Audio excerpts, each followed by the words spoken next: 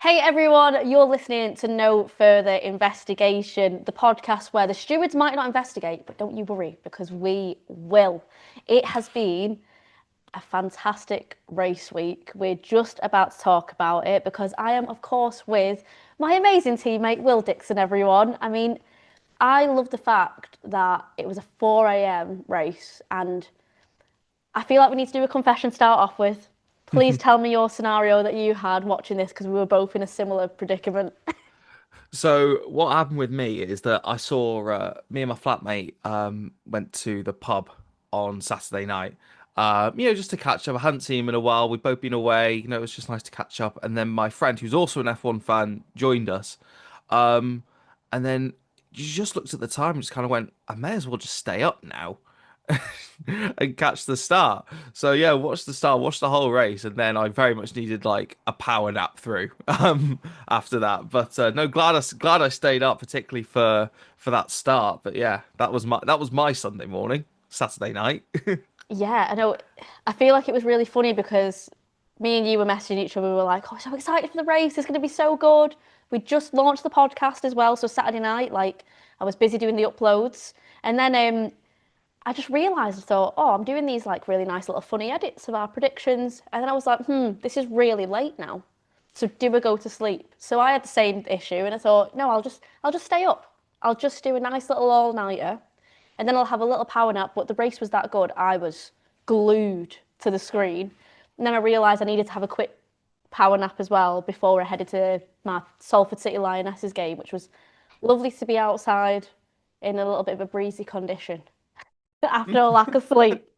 But it Yes. was worth it because, as we said, this race has had Mario Kart comparisons. I can't get over the boost that the players get. And I don't think I've seen this in such a long time where your one and two positions are switching consistently. Will, how did you find it? I mean, I was very nervous, I think is the best way to describe it going into this, just because we had absolutely no idea what to expect. I don't think anybody did. There was no real, there were kind of predictions about what would happen. Some came true, some didn't. But watching it, I almost just couldn't believe it. Like we haven't seen anything like this for absolutely ages. Seeing cars just have this button where they just power past everybody at absolute warp speed is just crazy. And yeah, going into this, I've tried to be very open-minded about it all, and I really want to give this a chance, just because yeah, this is where we're going. I think we kind of have to accept that this is where Formula One is at. We are here with hybrid units. We're here with, giving that, a big portion of the total power, and with these overtaking aids. And I have to say, I was really entertained watching those two going at each other, and seeing them overtaking the lead, that kind of yo-yo effect going on that George spoke about it after the race, and just as something different, I was really, really like entertained and captivated. Um, but yeah, what did you think? I honestly thought if you're a neutral, you would have absolutely loved that race for sure. But I also Yeah, feel like I can only imagine if I was a Mercedes fan, how stressed I would have been in that moment. Because honestly, it just reminded me of Mario Kart thing. It reminded me of how someone's first place and the blue shell gets sent to the front. That's what it really reminded me of. And I was thinking like I couldn't tell at one point which way it was going to go. And as well as that, like if we're really honest about it, before the race, there was talk about Aston Martin. There was talks about other teams as well struggling and how long they'd actually endure the race for.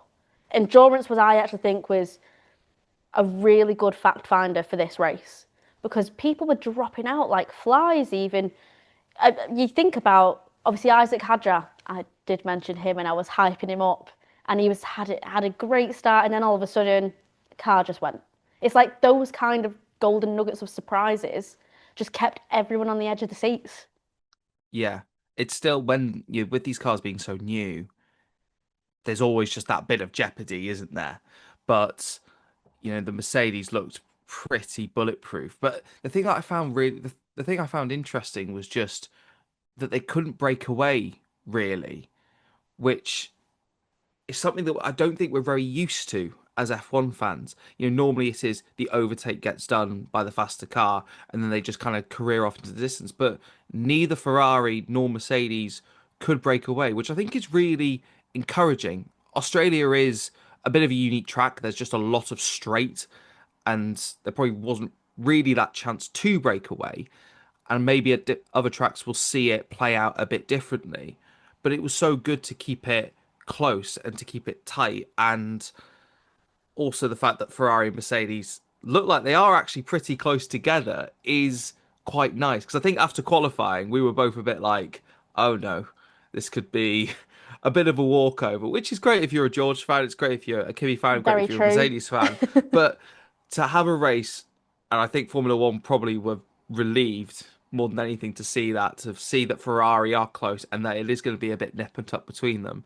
I think I think it's encouraging. And yeah, it's just a different way of going racing, isn't it? And it's something else to think about. And it's going to give us that point of differential between drivers, isn't it? The whoever can manage these cars, these engines the best is going to come out on top because it's going to play such a big part for it. I mean, where do you kind of fall with this? Do you think it's like entertaining to see all of this overtaking, or do you think maybe it falls into the category of it's a bit too easy? I I fall into the category where I think me and you have been blessed that we've been F1 fans for years.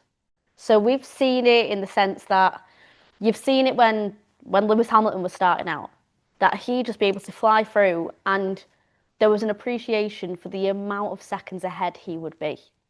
And if you're a new F1 fan, I think they're going to start to realise how much skill it takes to build up that, preserving your tyres, having that strategy. Like, you've got to be a pure tactician to do that. For this, though, I think it'll be really good to see that. I think how it used to be was in the previous F1 races over the years, it gets to the last kind of like 10 laps. Some people would get bored looking at who was leading the race because it wasn't entertaining, should we call it. And then people would look at like the back markers and try and see them overtaking, and see them slowing people down. And but now the fact that you get to see the skill set that the leaders have, I think that will be really intriguing throughout the season because the gaps that like Charles Leclerc was finding, I thought like the bravery, like to go around the outside rather than cutting on the inside, those little fine margins, especially now that the cars are slightly smaller as well, is kind of giving me nostalgia to the old days with it. Just that they'd find those little gaps. But I obviously know it's controversial, these new regulations. It Yeah, My opinion could change throughout the season, which is why we're doing this. But I'm liking it so far because if we're having this every week, who's going to be the champion?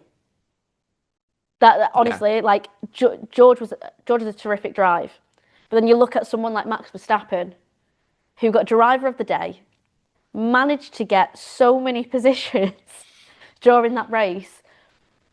With how the circuits differ, makes me just think. I have a feeling last race of the season we're going to be in a position where it's still anyone's for the taking, and that one race could define it. yeah. I think what's interesting is we see the reaction of this, and obviously George after the race was delighted and was very much speaking highly of these cars. Probably unsurprisingly, considering he wins, and then some other drivers in Orlando was pretty scathing, saying we've gone from the best cars to drive to the worst. And obviously, he's coming from a position that he won the championship in last year's car, so maybe he'd say that. But when you think about last year, it felt like everybody was complaining about it's so difficult to pass, and everybody was quite happy that even drivers were quite happy to be getting rid of last year's cars. And now we're into something different. And I think for me, what's quite good as well is we're seeing. Okay, maybe the best way to describe it is like it felt like we were in this routine with F1 where we had DRS and that was the main thing, and cars were difficult to follow. That cars would just wait until we got to a DRS zone and just wait, and that was it. We were just waiting for that moment. That was kind of your one chance per lap to overtake. Whereas now, because of this, this button and just seemingly how close these cars can follow each other through corners, we're going to see overtaking in different spots. There's going to be a bit of maybe a bit of variety, which I think is really, really good. And yeah, I think as a first race there are problems, and I think we should stress that. I think qualifying was not great to see that they're basically losing, like they can't go flat out on a straight. I don't think it's good. And also, did you see at the start with Colapinto Yeah, and Lawson? It's something we've been warned about that starts could be tricky. I mean, his reactions are incredible to avoid that, and fair play to Franco, but that was a bit of a sketchy moment, and there are these closing speed issues. So I think it'll be adjusted probably throughout the year, but I think as a starting point, I think there's a lot to be encouraged about.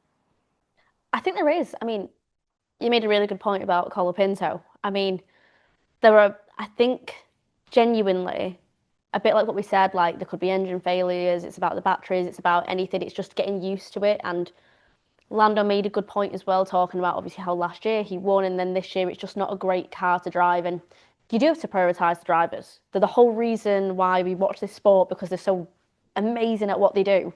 But then you look at it and you just think, if drivers are going to get injured, which it looks like they could do, um, that needs to be monitored throughout the season to see what's going to happen because, I mean, there's got to be plenty more time to try and practice the cars. I say that, Fernando Alonso thought, screw this, I'm going to put my car into the pits and I'm going to treat this as if we're still in Bahrain. And I'm going to and I'm going to bring my car back out. That was wild. But I also thought super clever is the fact that I think it was Crofty who was like commentating it and he just went, hold on a minute, that's Fernando Alonso. He's back out again. It was just the best they could do, wasn't it? Is that Yeah. which it's kind of for the position that they're in, is kind of fair enough. They've done their they did their 15, 20 laps and then come in, have a break, everyone just settle down and then go back out there again. I So mean, do what you got to do, Alonso. yeah, I mean it's still probably not where he wants to be, No. really, if we're honest, I, but probably I for still Aston Martin, think, yeah, something that we did say, well, on our first episode, is I still really think, especially even after the Australia race, that the Alonso move could end up happening. I yeah. think Alonso will see how the next couple of races go. That's my big prediction still. That I just think other drivers, and listen, it still could be anyone's, but as well as that, how the car is, the way it's smaller and stuff. Fernando Alonso was used to that. That's how he started his career. So he's, I just think, I just think he could get sick of Aston Martin, suddenly become available, and that's it. Yeah. So are you saying it's like a mid-season thing or it's like an inter-season I feel swap? like a mid-season thing. Interesting. I know. I just think, I just don't think Alonso would want a whole season of this on his record. Yeah. No, I see what you mean. I don't think I agree that it'll happen mid-season. I think he'll really want to give this every chance he can, but I can see if, he just thinks I've got one more year maybe in me. I just want to see if I can, maybe jump into Alpine with a Mercedes engine. Let's see what we can do. And just yeah, We've seen it maybe. before when we've seen it before when drivers obviously they want to decide whether, oh, do I take a little break and jump back into it and it doesn't work out. We've just seen it. It was like, I just think Alonso, the fact that he went back out there to keep testing the car in a race environment spoke volumes to me about how Hmm. much he wants it to work, but also it's given that extra confirmation in his head about, right, this is what's needed to the car. Yeah. Like I just think he will end up assessing his options. I could be completely, utterly wrong, but I just think a legend of F1, he has to look at what the next couple of years is looking like for him because he is going to make the decision at some point. Yeah. Well, I mean, speaking about drivers who are maybe towards the end of their career, I think one person we have to talk about is Lewis Hamilton because I am so happy to see him near the front and seemingly just having a bit of his mojo back and just seeing him smiling for what feels like the first time in years. Maybe it's not going to be a championship, but just to see him enjoying himself and competing at the front, I think is great to see. I think it is. I mean, listen, both McLaren fans. So we remember back in the day when Lewis Hamilton was at McLaren. Everyone knows that when Lewis Hamilton is competing, when he's winning, when he's going for that win, he has that aura about him. You get the classic Lewis Hamilton sass on the radio. We started to get a little bit of that back, and I thought, oh, okay, this is the Lewis we know.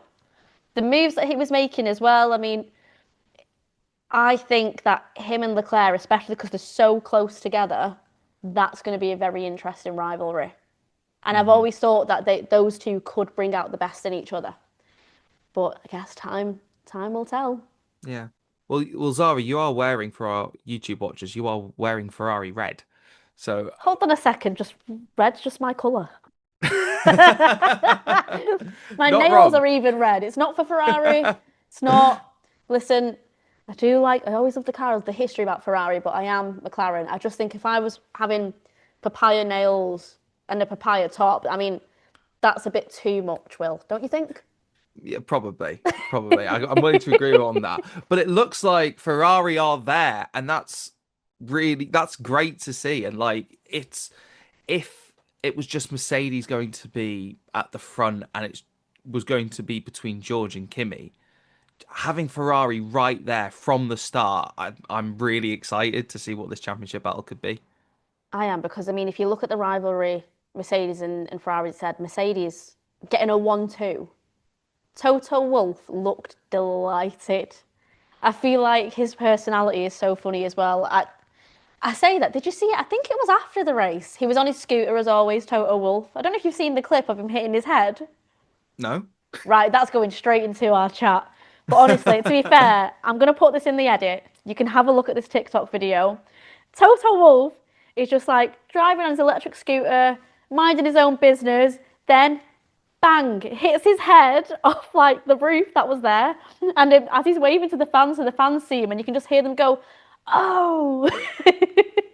So I mean, we hope he's okay.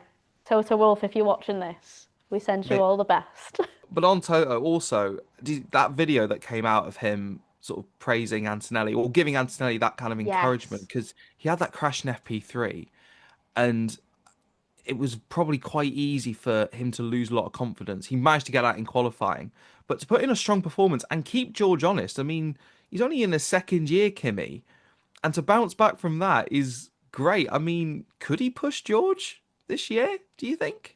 I think so.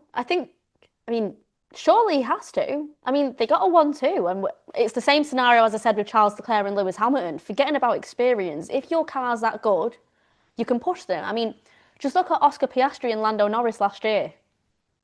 If the car is as good and you're not doing, listen, I'm comparing it to a few years back when, for instance, Sergio Perez was at Red Bull and we knew his car was a little bit off it because they were trying to work on changes for the next season. Whereas you've got Mercedes and Ferrari that are giving same cars and making sure they've got the same everything, and then they're getting to see which is going to be the best driver. Um, I think Kimi has to push him, if not compete. Yeah. I think he's shown that he can sort of on the one-off race basis. But I think his performance in Australia, when you consider the context of everything that happened that weekend, the crash in FP3, qualified second, and then fell back to seventh and fought his way back and ended up quite close to him. Again, like Kimmy seems like I think he's taken the step up this year, which is what we want to see. Um, he'll definitely win races. I'm very sure of that this year. How close over the course of the whole season he'll keep to George, I think, is going to be interesting. Um, but also one person that didn't have a good weekend, and I really wanted to mention this one is Oscar, because I'm so gutted for him, and I want to give a shout out that I've got a friend who's an Oscar Piastri fan, and she is currently in Australia because she is out there for a month, but she made sure that she was there during the Melbourne Grand Prix Oh and no. bought all of Oscar's merch, his Australia home merch, and went all the way out there. And I saw her not long before she went out there. Was so excited. only Oh for him to no. crash on his way to the grid. And I couldn't, I'm sure we've got friends that, like F1 and we like kind of probably poking fun at each other. I couldn't bring myself to do it. I couldn't, it just felt too heartbreaking for him. It felt too raw. I mean, I think as well as that, Oscar Piastri is a driver that the other drivers love. You can Mm. see the chemistry between them all. And I watched another video. It was last night actually, and I seen it. And one of the directors for one of the TV companies that was showing the F1, it's ended up that you can hear her as she's getting ready to obviously get ready for like the race start and everything. And she's looking at all the cameras that are there. And then you can just hear her and she goes, whoa, whoa, whoa, whoa, guys, Oscar's hit the wall. Oscar's hit the wall. And then you can hear her and like, Oscar's what? Like, we've not even started. Like, what do you mean? I genuinely, it was heartbreaking. A home race as well, and the fact that that happened to him. I guess the other side of it as well is that Lando and Oscar as a team. You had Zach Brown talking about it as well. The amount of heartbreak that Oscar would have went through because he loves that race, especially after having such a good season last season. He would have wanted first of all to make sure that he made a statement. Second of all, I think that in itself puts lots of pressure on Lando because then you're starting off the season where Lando's got to got to obviously make sure that he gets as many points as possible. And then Zach's got to manage the fact that he's got a driver that's just crashed out before the race even started. And then somehow try and boost Lando up to make sure that we can try and get as many points as possible and still see where the season's going to take us. Yeah. But it's just so gutting. This Australian curse just feels like it's there. It feels like it's taken over from Charles Leclerc and Monaco. And it felt very similar to when that you remember that happened a few years ago. The I car do. broke on its way round, and just you sort of saw all the other drivers just sort of rallying around him because that's just gutting, absolutely gutting for him. I'm sure he'll bounce back and still have a great season, Oscar. He's shown a lot of resilience so far, but yeah, that one is a real stinker to start with.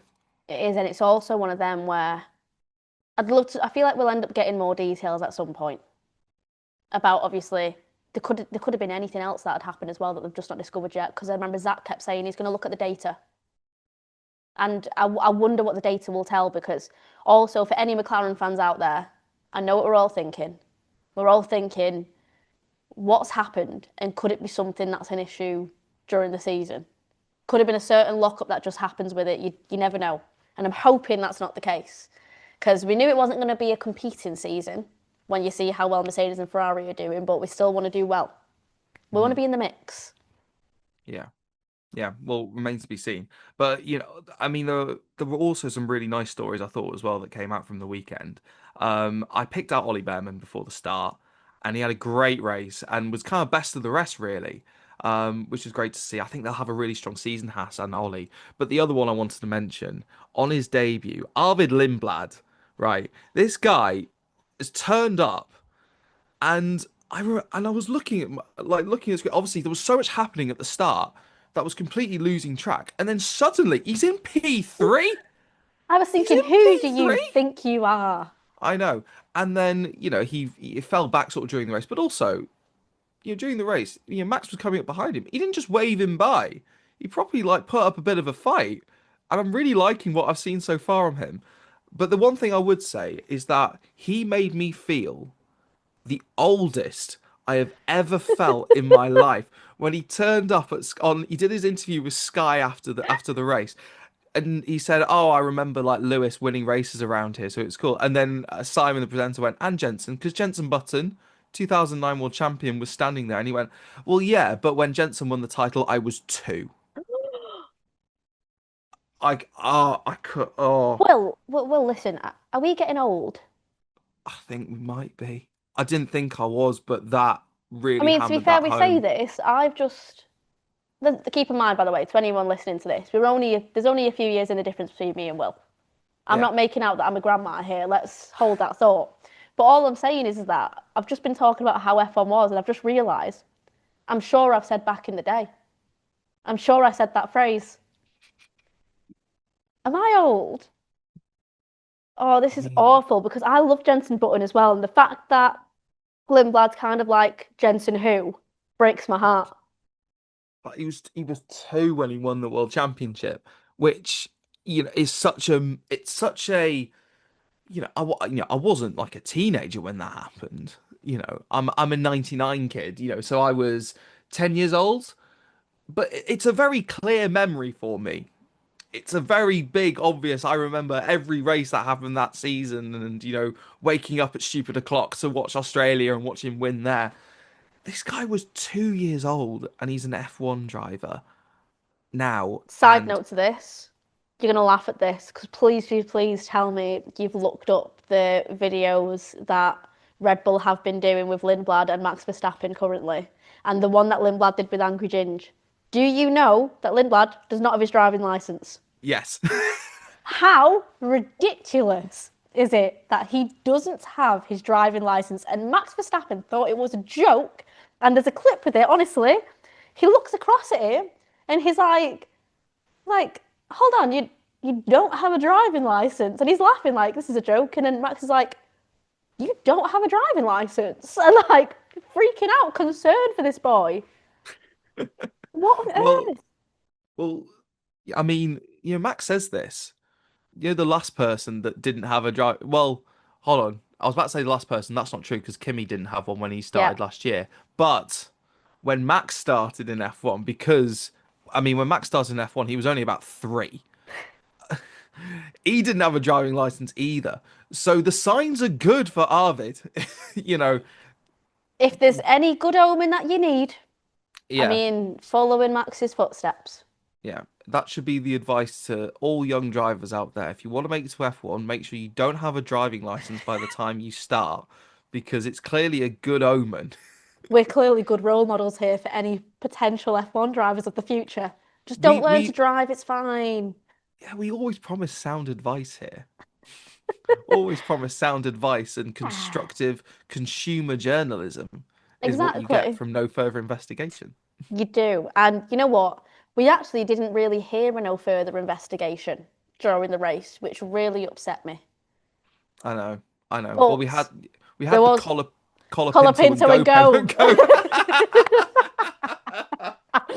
So the stewards did give us a nice little thing to talk about because it's not stop and go anymore. It's officially for the season. We're gonna call it Colapinto and go. Is that agreed? I think we have to. I think we have to. I think if we didn't get round to making this podcast last week, I think that would have been the name that we would have gone with forever Yeah, now. I think Collar yeah, that Pinto would and have been go. it. But Just rolls off listen, the tongue. It's good. it does. Also sounds really fancy. Yeah. Do you fancy a collar Pinto and go? We have got another race coming up this weekend. We're going to give you a full preview to that as well. We're just going to take some time. I think we might wait for the first practice just to try and get a little bit more knowledge on everything. I think that'll help us. And also, let us know if you are watching F1 Fantasy because playing, watching, playing. Let us know if you're playing F1 Fantasy because me and Will are. We're going to have a little discussion about it later on in the week. Let us know your picks. Let us know how your first week's gone. Confession time. Before we get into that, I decided to submit my drivers after qualifying. What an idiot. The timing's got to me. So I'm already on a downfall. I'm basically Oscar Piastri at this point. But thank you guys for listening and watching. We're going to be back, as we said, later on this week, talking all things F1, F1 fantasy, and of course, the next race, as what Will said. China, let's see what happens in this one. Is it going to be as interesting? Is it going to be like Mario Kart? We'll have to wait and see. So we'll see you in a bit. Bye.